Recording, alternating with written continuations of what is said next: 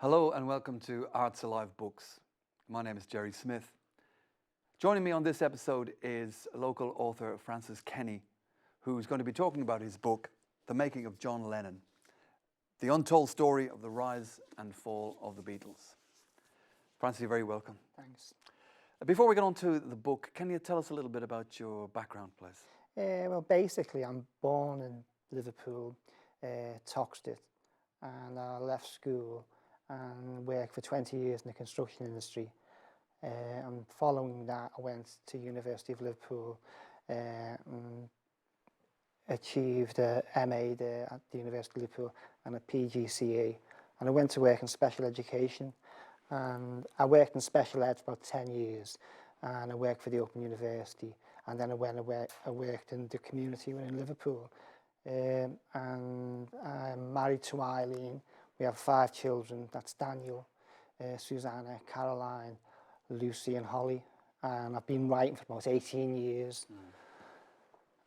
So, did you do an MA in screenwriting? I think you told me. I've done an MA in screenwriting. And I think the screenwriting degree really helped us with the actual writing in the form of novels, because I have a few other novels that I'd like to see placed.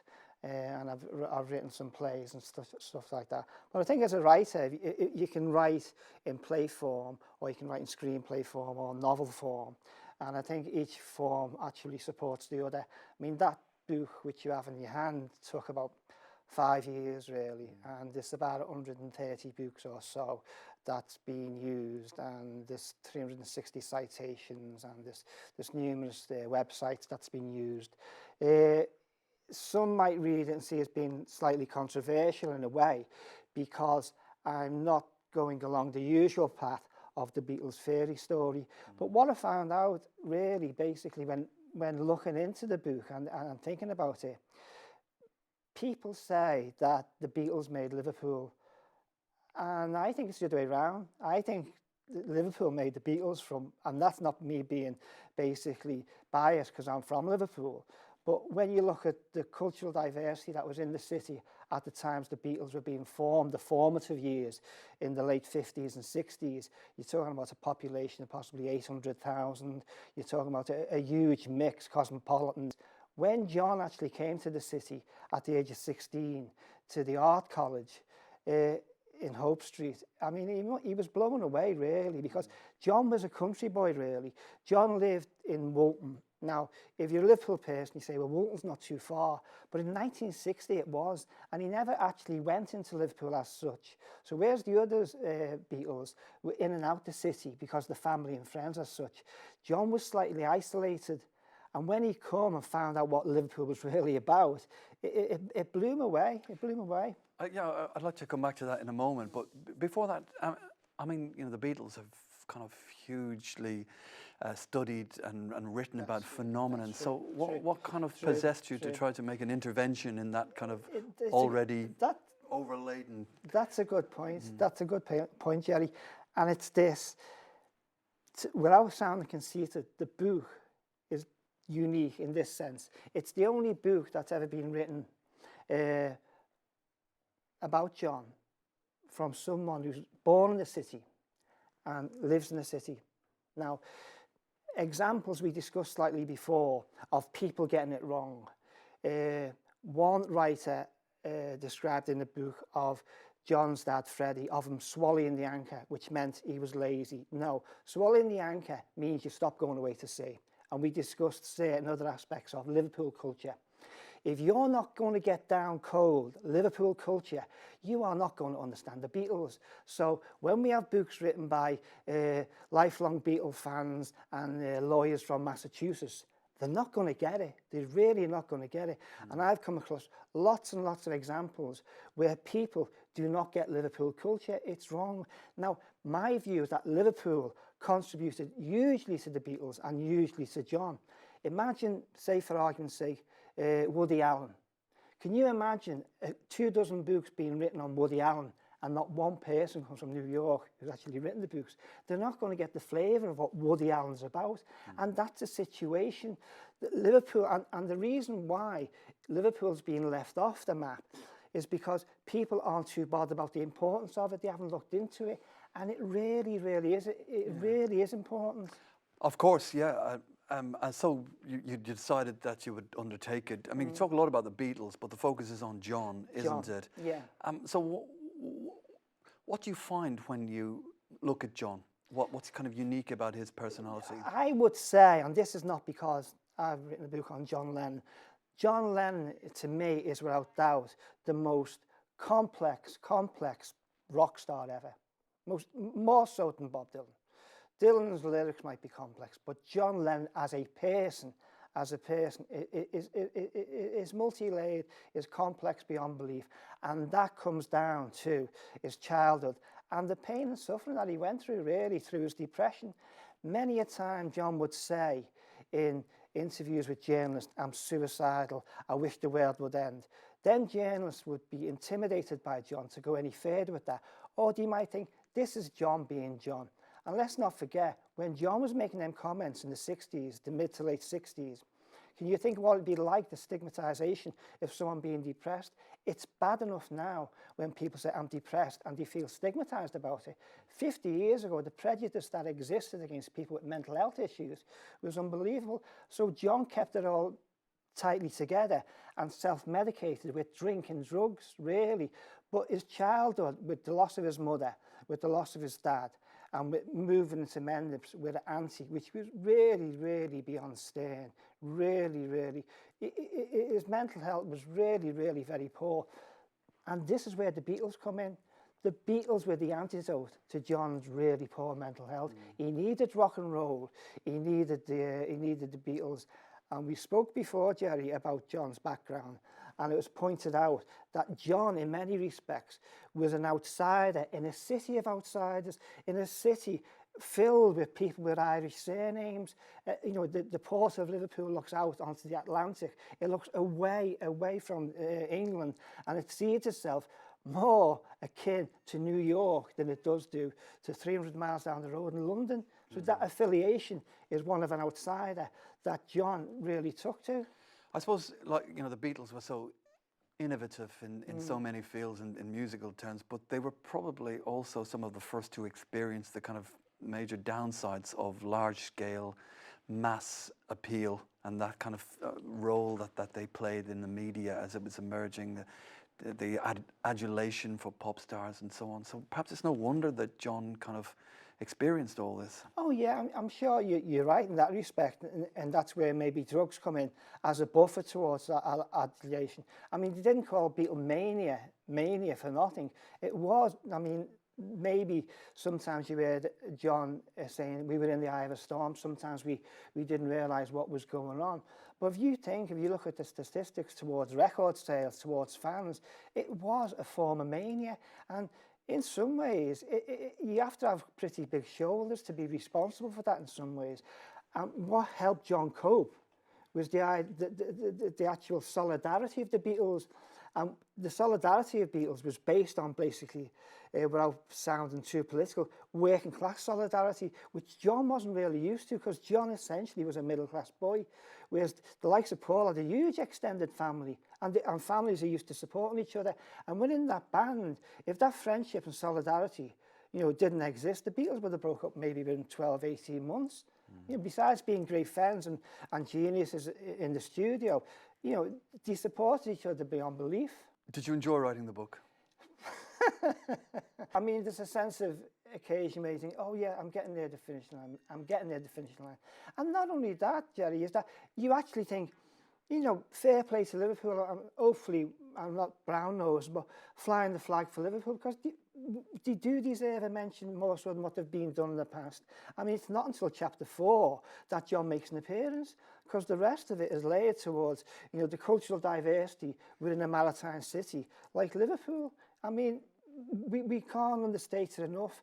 And what I'm trying to bring towards it is this idea of Liverpool is John's childhood really examined, and how the creativeness or the geniusness of John came about through pain and suffering. But John did suffer. He wasn't an angel by no means. He did go to the dark side a lot of times. But his childhood needed much sympathy, I believe. Francis Kenny, thanks very much. And Francis will be joining us again in the second part, where he'll be talking about one of his favourite books, One Flew Over the Cuckoo's Nest.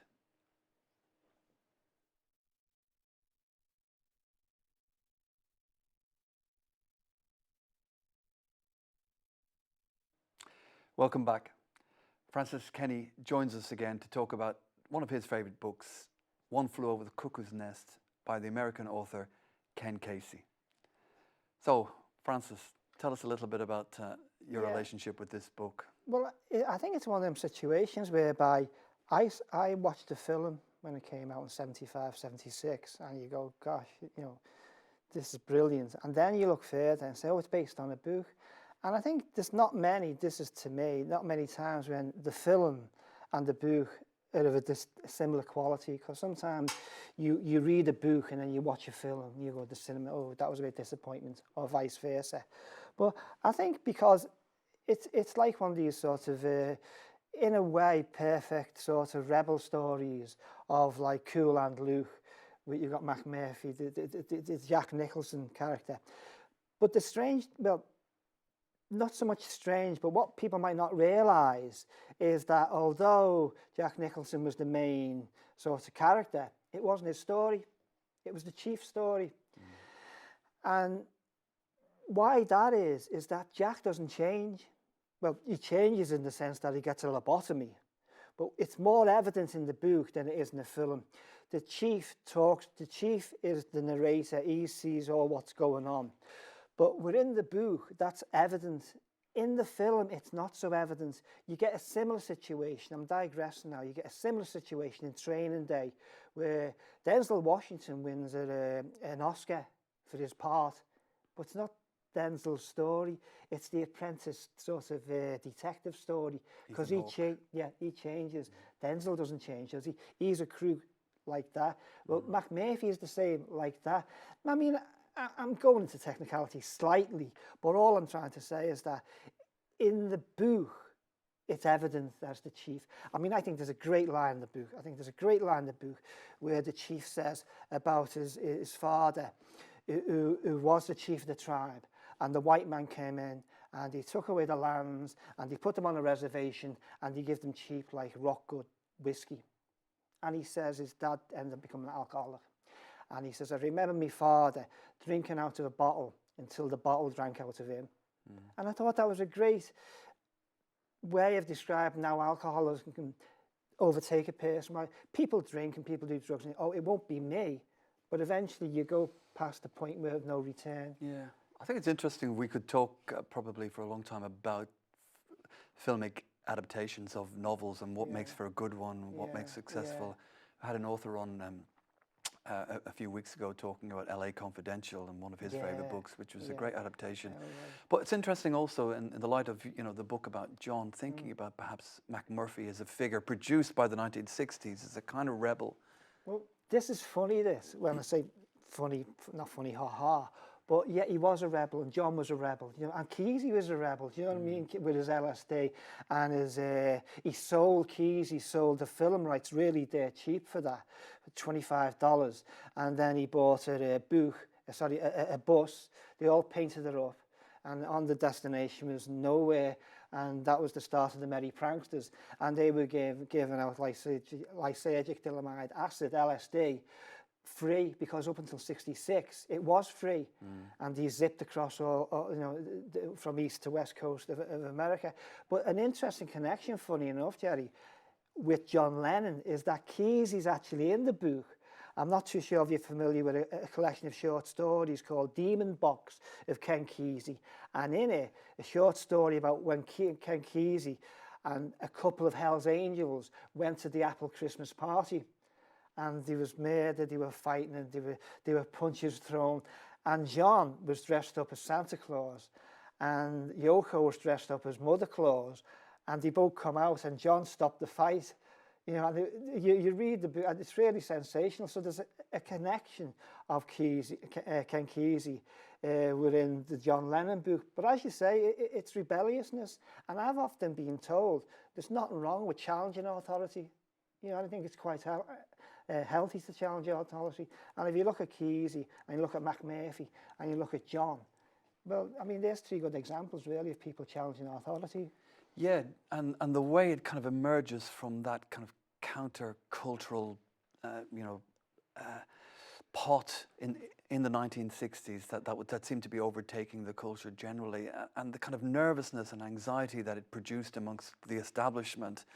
How do you deal with it? I mean, I think One Flew Over the Cuckoo's Nest is a wonderful kind of metaphor That's for right, it's for correct. you know, the identification Yeah. and then the kind of policing of that. Well, that's it, Jerry. I mean, exactly, because if you think about how perverse is this, or not perverse, is that Ken Kesey, and he wrote the book at 28 years of age. I mean, that's incredible. I mean, you'd kill to write a book like that at 28 years of age.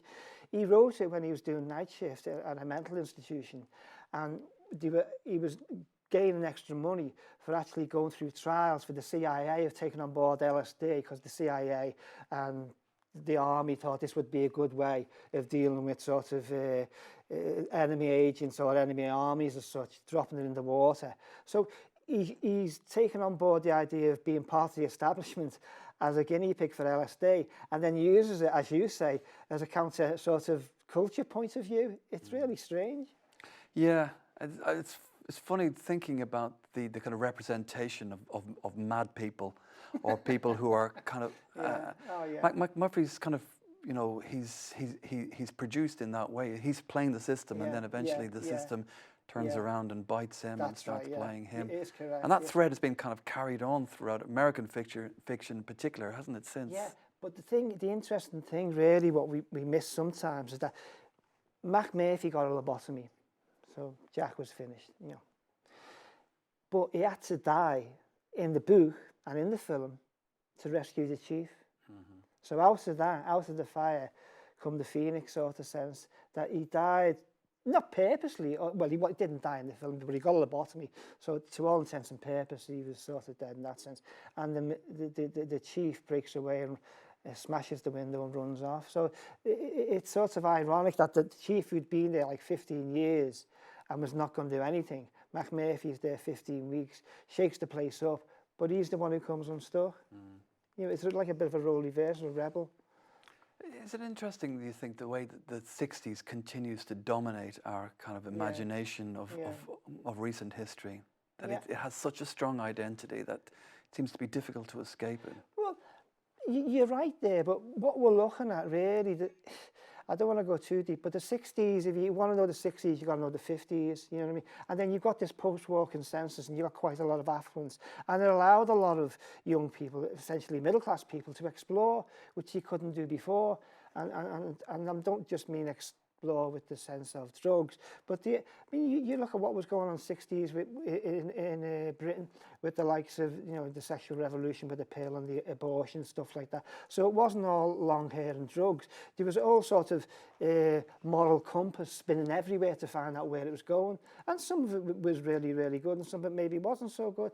But as you say, there was a lot of challenges there in the 60s that people are still picking up on now. Yeah, and the music, of course. Yeah, for sure. I mean, Kesey was very involved with the Grateful Dead. Yeah. I think they were his house band. Do you know what I'm trying to say? So, you know, there's a lineage going on, and other people are picking up on it, and it's really good. Yeah, but although the film, you know, is a 70s film, it's funny also how quickly the 60s starts to be mythologized. Yeah. That people, you know, almost from 1970, in fact, start looking back on it and think, well, that was an extraordinary decade.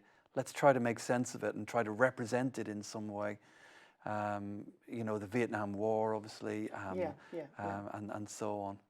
I think what you've picked up there on the idea of the Vietnam War, because the Vietnam War was actually, in a sense, a huge sort of holding together of sort of radical people on the left. Do you mean? And once that ended in 74, 75, when I think people on the left and the counterculture, you know, I think that started to sort of move away from it, because there was the focal point that was there with the Vietnam War, the demonstrations and stuff like that weren't there. You know, John's song about, you know, all we are saying is give peace a chance and stuff like that, other songs that went on that time. You know, that it's sad to say, but the Vietnam War maybe energised the counterculture to a certain extent.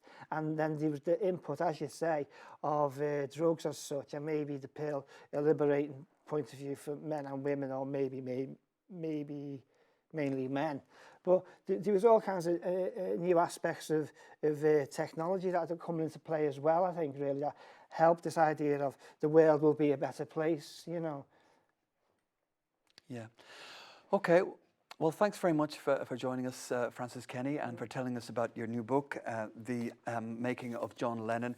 And thanks also for discussing One Flew Over the Cuckoo's Nest. And thank you for joining us also. If you have any comments or suggestions, you'd like to contact the show, please contact us at baytvliverpool.com. That's not right. So we're going to have to do that again. No, Arts Alive Books. When I turn back around to see the auto cue, I can never read it. Yeah. Okay. If you've comments or suggestions, please do contact us at artsalivebooks@baytvliverpool.com. Thank you and good night.